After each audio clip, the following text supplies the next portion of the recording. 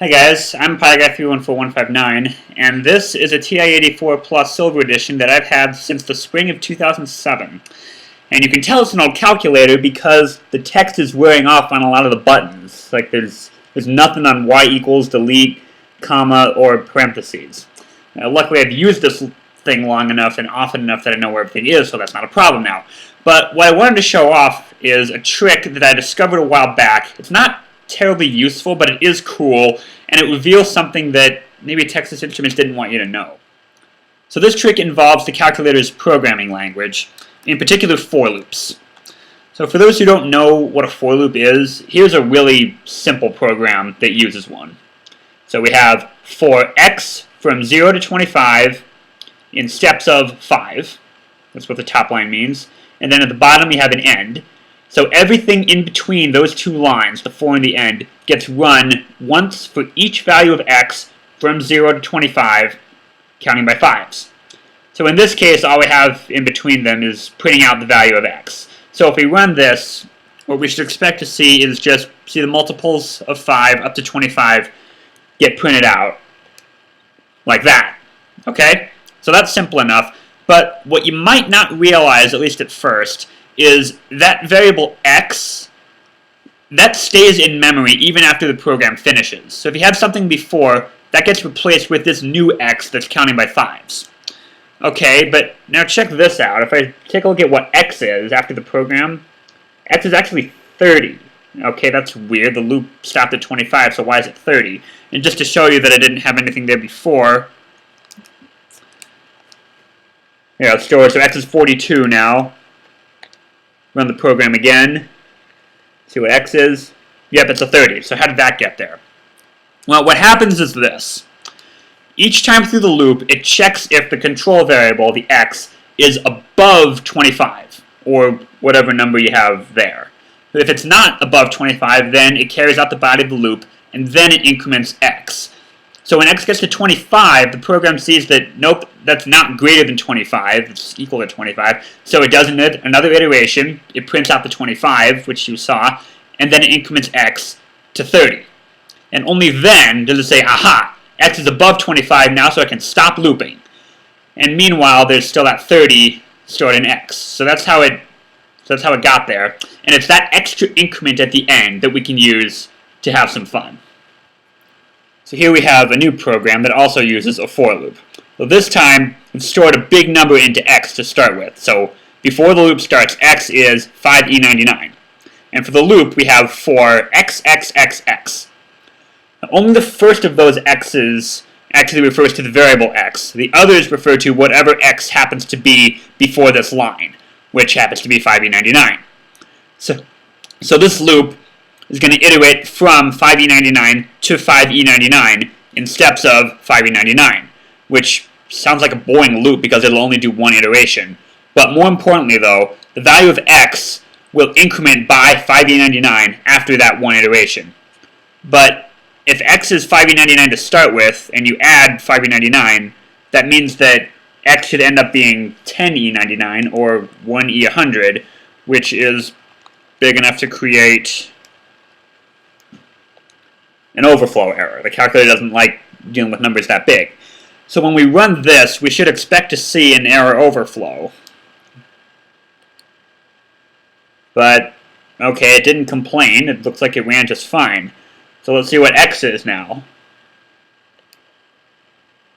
Et voila! We've just stored 1e100 into a variable. And all I did to get there was just adding 5e99 to 5e99, which is supposed to give an error overflow. So that's interesting. Wonder what we can do with that 1e100 now. Well, for one thing, we can go back into this program and get rid of that 5e99 store x line. So that'll leave the value of x at whatever it is before you run the program, which is now 1e100. Okay? So we can try running this again. And it still doesn't complain, so does that mean x is 2e100 now? Sure enough, there it is. And we can do it again. In fact, let's go back in here. I'm going to move this display x statement outside the loop, like this. So now the loop actually doesn't do anything except increment x, and then at the end it'll show what x is after the loop. Okay? So we can run the program again. So x is now 4E100, 8E100, 1.6E101. It doubles each time, and all the while we're above the range of numbers that the 84 likes to work with. So you wonder, okay, can we do this forever? We can go back in here and put a while one loop. You can, like this. So now what it'll do is it'll keep doing this doubling loop forever and update x at every stage. Well, we could try running this and then go get a snack or whatever, but after only a few seconds, we finally get an error overflow. So let's see what monstrous value x has grown to be. 9.9E127, so that's just shy of 128. Okay, so the true upper limit of what this is capable of appears to be 1E128. So that's 2 to the 7th in the exponent. So that suggests that the exponent is actually stored as a binary integer instead of a decimal, which brings up the question, okay, why would you stop us at 2 digits if you can go farther than that? In fact, if you type something like 1E100 in here, check out what happens. Error syntax. Not error overflow, but syntax. Okay, so that means that a 3-digit number after the E makes just as much sense as something like, I don't know, cosine of plus, which shouldn't make sense to anyone. Okay, so it doesn't like 3-digit numbers after the E, but it understands E127 enough to print it out right there. So what's going on? Well, maybe they just figure that we're not likely to need numbers that big, so it's just easy to check for 2 digits. But that's still 28 whole orders of magnitude that's lost to us. If we could use those, we could calculate factorials up to 84, and we could do things like, for instance, Claude Shannon's estimate for the number of possible chess games, which is around 1E120.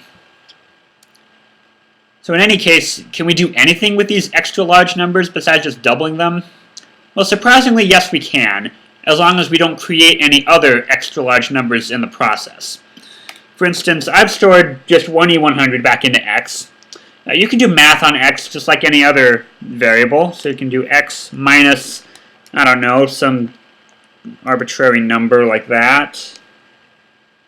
Okay? You can do x divided by another random and completely meaningless number. And you get a legitimate answer. You can also take square root of x. But what you can't do is, so square root works fine, but cube root doesn't. So if we do cube root of x, error overflow. You can't do exponents, even fractional ones like x to the 0.5, which is just the same as the square root, but if you do it like that, error overflow. And you also can't do logarithms. So if I do, well, common logarithm of 1E100, this should give me 100, but instead it gives you an error overflow. Okay, so that must mean that the algorithms that it uses for those functions, exponents and logs, they involve maybe numerical approximations that involve creating other big numbers along the way, and it just doesn't want to handle that. I mean, clearly it can, it just doesn't want to.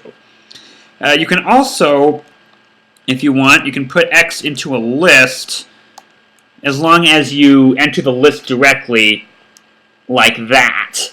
So if I go in the list editor, there it is, 1E100 just sitting there in list 1. If you put x directly in the list editor like that, so you do list1 equals x, there it gives you an error overflow. But if you enter it directly, it works fine, and once it's there, you can add other entries to this list like normal. I don't know, what list has 6, 8, 7, and a Googol. And you can even, if you want, you can. So entering it as the first entry gives you an error, but if I ask for list 1 like that, there, I get 1E100 back, and that's just fine. So that's about all you can really do. So beyond that, there's not a whole lot it'll let you do with these big numbers apart from just showing them off and, I guess, laughing in TI's face. What you can do is you can get any number you want from 1E100 to 1E128 stored into a variable using this program that I call Googol Plus. So what you do is, if you run this program, it'll ask you for your number in scientific notation. So first you give it the number out front, then you give it the exponent. It'll then take that number, it'll divide it by 2 to the 94th in kind of a circuitous way as is necessary, and then run 94 doubling loops in a row to get your number stored into the variable z. So I can try running it. And I'll put, oh, I don't know, how about da da da da da da da times 10 to the 126. And it's done. So if I check on the variable z, there it is. And of course, once it's there, you can use it to do whatever you can get away with, including you can try copying it to another variable. So I don't know, I'll put the variable of that in, say, y. And then I can run it again to get something else in z, like about 5.35. Like that. Okay, so now we have that in z, and we have the other thing in y, and you can do stuff like y divided by z. And there you go. So with that, there's one more thing left to try. You might be aware that if you type in something like 9.9999999, and you put about 10 or 11 nines there, and then, I don't know, E41, and then you hit enter, well, the calculator only shows 10 significant digits, so all those nines get rounded up, and it ends up showing 1E42. Well, let's see if we can do that using the biggest number that the 84 can truly handle. So we'll use Googol Plus. I'll store 9.9999999 E127. Okay, so that's stored in Z. And we'll see what happens when we ask for Z. And here it comes. Okay, how many of you were expecting that? The exponent jumps from plus 127 to minus 128. Which, of course, makes you go, oh, yeah, it's a signed byte. That's what signed bytes do when they get too big. And then, of course, it just re-emphasizes the point that the exponent is handled in binary instead of in decimal, so there should be no reason to complain about an exponent above 99.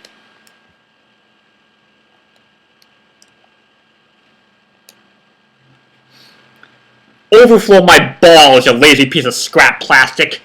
This thing is so useless I can't even read half the buttons.